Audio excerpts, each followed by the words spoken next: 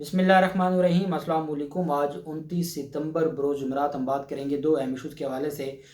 پاکستان میں پاکستان تحریک انصاف کو بڑی کامیابی ملی ہے اور پاکستان کی بڑی سیاسی جماعت ہے پاکستان تحریک انصاف، اور اس کا ثبوت یہ ہے کہ پاکستان تحریک انصاف آپ کو گلگت بلتستان میں بھی، آزاد کشمیر میں بھی، خیبر پختونخوا میں بھی، بلوچستان میں، سندھ میں اور پنجاب میں، ہر جگہ آپ کو پاکستان تحریک انصاف جو بڑی سیٹیں لے کر سامنے آنے والی جماعت لگتی ہے۔ اور اب صفایا ہونا شروع ہو گیا ہے زرداری مافیا کا۔ سندھ سے پاکستان تحریک انصاف کو بڑی کامیابیاں مل رہی ہیں، اور پاکستان تحریک انصاف میں سندھ کے سینئر سیاستدانوں نے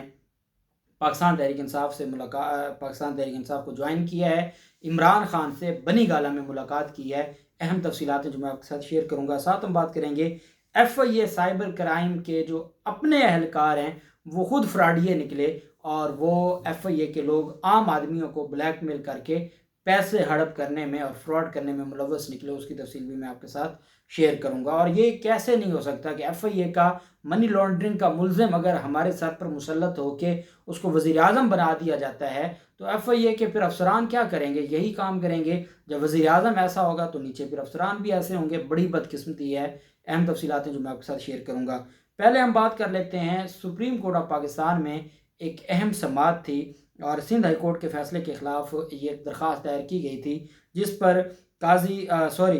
جسٹس اعجاز الحسن صاحب اور جسٹس سید مظاہر علی اکبر نقوی صاحب پر مشتمل 2 رکنی بینچ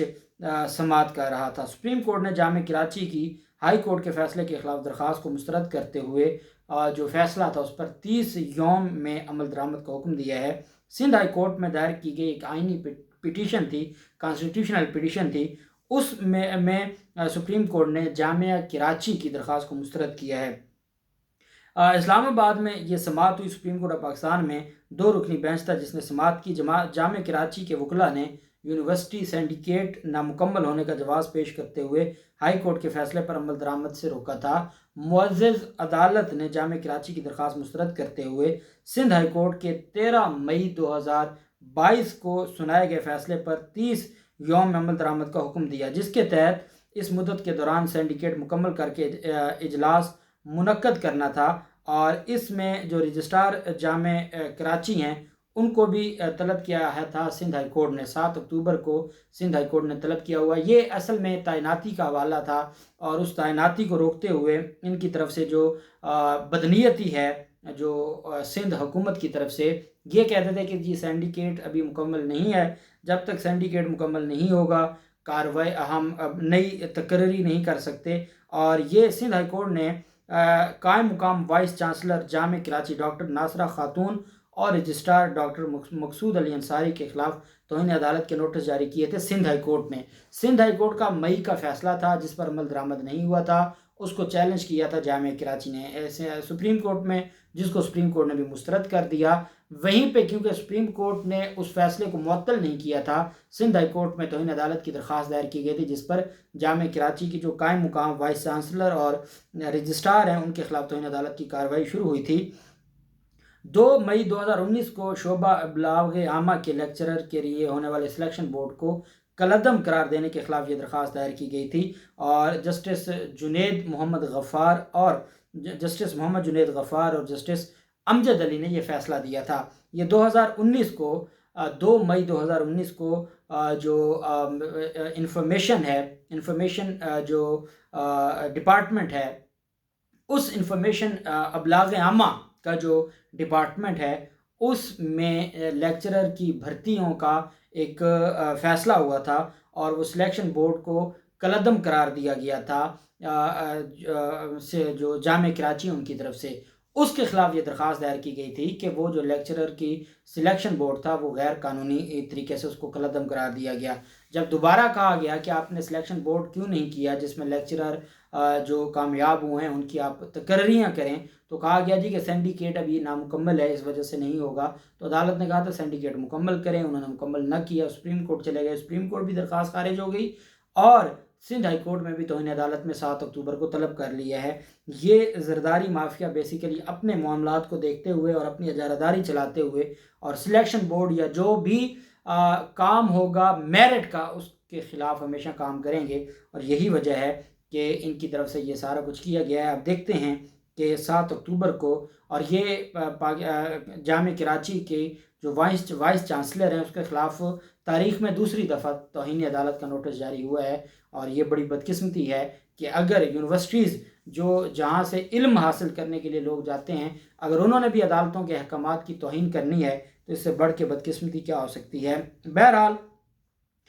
دوسری طرف جو F I A cyber crime wing کے اہلکار ہیں وہ فراڈ میں اور دھوکہ دہی میں ملوث نکلے ہیں۔ وفاقی تحقیقاتی ایف آئی اے کے سائبر کرائم ونگ کے اہلکار شہریوں کو بلیک میل کر کے پیسے ہتھیانے لگے۔ ایف آئی اے نے یہ ایک درخواست دائر کی ہے، اور ایف آئی اے نے شہری کی شکایت پر بلیک میلنگ میں ملوث اہلکاروں کے خلاف مقدمہ درج کر کے 2 اہلکار ذیشان اور مراد کو گرفتار کر لیا ہے۔ ایف آئی آر کے مطابق اہلکاروں نے ماڈل ٹاؤن لنک روڈ کے ایک دفتر پر غیر قانونی چھاپہ مارا۔ ٹیم میں ایک کانسٹیبل اپنے آپ کو انسپیکٹر ظاہر کرتا رہا۔ حکام کے مطابق مذکورہ F I A team 50 lakh کا مطالبہ کرتی رہی تاکہ اور پھر ڈیل جو ہے وہ 6 لاکھ روپے میں فائنل ہوئی، اور اتنے میں پھر انہوں نے 6 لاکھ روپے تو ہڑپ کر لیا، لیکن وہ جو لوگ تھے انہوں نے درخواست دے دی ایف آئی اے کو، اور ایف آئی اے کیونکہ میڈیا میں معاملہ آ گیا، اور ایف آئی اے کی جو چیزیں تھیں ایف آئی اے کے حوالے سے وہ بہت، کیونکہ ایف آئی اے اس وقت صرف اور صرف پاکستان تحریک انصاف کے جو بچے ہیں سوشل میڈیا کے ان کے خلاف کارروائیوں میں ان کا ساری کی ساری جو جد و جہد ہے، یا شہباز شریف اور حمزہ شہباز کے خلاف جو منی لانڈرنگ کا کیس ہے اس کو ختم کروانے میں ساری ان کی جو اسٹرگل ہے وہ جاری ہے، عوام کے لیے، عوام کی فلاح و بہبود کے لیے، رول آف لاء کے لیے، لوگوں کی حفاظت کے لیے، اور جو مختلف سائبر جو کرائمز ہیں ان کے خاتمے کے لیے کوئی کردار نہیں ہے۔ اور اب تو بدقسمتی یہ ہے، اور یہ ایف آئی اے کی اپنی ایف آئی آر ہے جس میں ایف آئی اے یہ کہہ رہے ہیں کہ ہمارے 2 اہلکار غیر قانونی طریقے سے رقم ہتھیا رہے تھے، اور وہ ایک دفتر پر جاتے ہیں، وہاں چھاپہ مارتے ہیں، وہاں ان کو کہتے ہیں کہ ہم ایف آئی اے سے آئے ہیں، اور کانسٹیبل انسپیکٹر بن جاتا ہے اور 50 لاکھ روپے مانگتا ہے۔ 50 لاکھ جب اس کو نہیں ملتا تو 6 لاکھ میں ڈیل فائنل ہو جاتی ہے۔ جب آپ اندازہ لگائیں ہمارے ملک کا کہ جس ملک میں شہباز شریف وزیر اعظم بن سکتا ہے، جس ملک میں 4 ماہ غیر آئینی طور پر حمزہ شہباز وزیر اعلیٰ رہا ہو، جس ملک میں اسحاق ڈار 4 سال سے زائد اشتہاری رہنے کے بعد واپس آ جائے اور ان کو عدالتوں سے ریلیف بھی مل جائے اور ان کو ان کے حق میں فیصلے بھی آ جائیں، تو اس سے بڑھ کے بدقسمتی کیا ہو سکتی ہے کہ وہ ملک کا وزیر خزانہ بن جائے۔ وہاں ایف آئی اے سے کیا امید لگائی جا سکتی ہے، یا ان سے کیا گلہ کیا جا سکتا ہے؟ یہاں پہ آوے کاوے بگڑا ہوا ہے، اور اللہ پاک ہمارے ملک پر رحم کرے۔ دوسری طرف پاکستان تحریک انصاف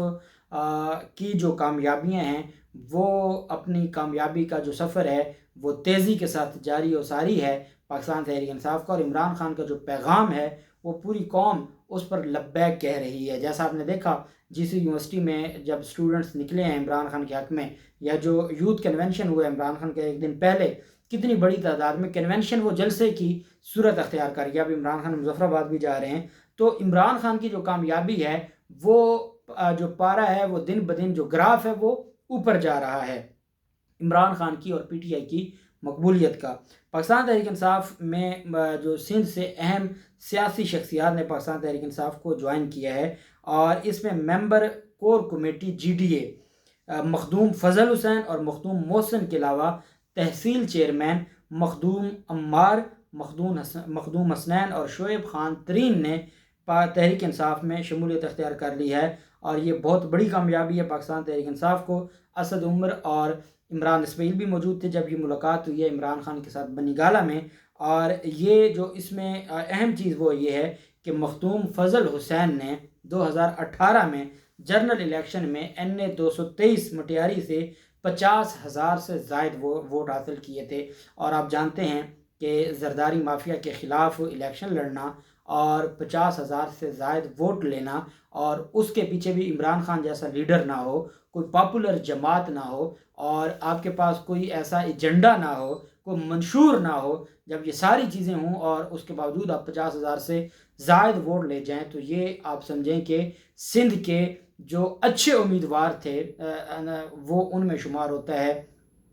مخدوم فضل حسین کا۔ اور پھر آپ دیکھیں کہ جی ڈی اے ایک بہت بڑا وہاں پہ ان کا ایک سیٹ اپ ہے، اور اس کے یہ کور کمیٹی کے ممبر ہیں مخدوم فضل حسین، اور چیئرمین ہیں تحصیل چیئرمین ہیں مخدوم عمار، انہوں نے بھی پاکستان تحریک انصاف کو جوائن کیا ہے۔ عمران خان بارہا اعلان کر چکے ہیں، اور عمران خان اپنا جو وعدہ ہے وہ اب بہت جلد نبھانے جا رہے ہیں، اور وہ ہے کہ سندھ سے زرداری مافیا کا مکمل صفایا کیا جائے گا۔ یہی خوف ہے آصف زرداری کو، اور یہ جو آصف زرداری سب سے بڑی بیماری، اور وہ خود بھی اب بیمار ہیں، اور کہنے والے یہ کہتے ہیں کہ وہ کیونکہ جو تقرری کے حوالے سے ان کی بات نہیں مانی گئی، اس وجہ سے وہ ڈرامہ کر رہے ہیں، اور وہ بیماری ڈرامہ کر کے بیرون ملک بھی جانا چاہتے ہیں، اور وہ چاہتے ہیں کہ وہ تھوڑا سا پیچھے ہٹ جائیں، کیونکہ اب نواز شریف خود آگے آ گئے ہیں، اور جب نواز شریف آئیں گے تو ان کو پھر کسی اور سے کوئی لینا دینا نہیں ہے۔ یہی وجہ ہے کہ آڈیو لیکس میں اگر کوئی خاموش ہے تو وہ پاکستان پیپلز پارٹی ہے، کسی کی آڈیو نہیں لیک ہوتی تو وہ پاکستان پیپلز پارٹی ہے، اور ان کو ہر طرح سے